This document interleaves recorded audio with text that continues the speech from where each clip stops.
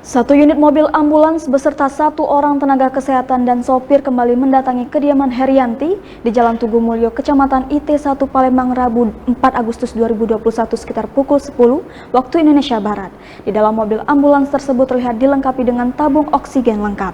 Menurut informasi yang dihimpun, anak Akiditio tersebut dikabarkan memiliki penyakit polip hidung.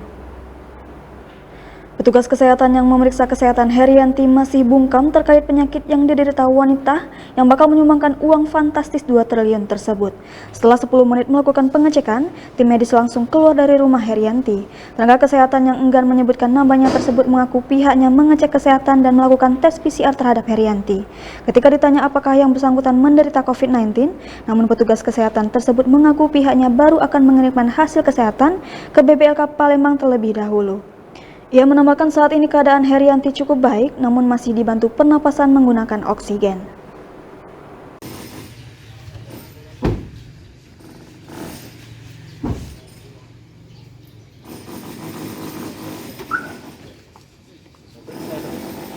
Mbak mau periksa Mbak? Sakitnya apa Mbak? Aman Mbak. Kejadian Mbak? Aman ya.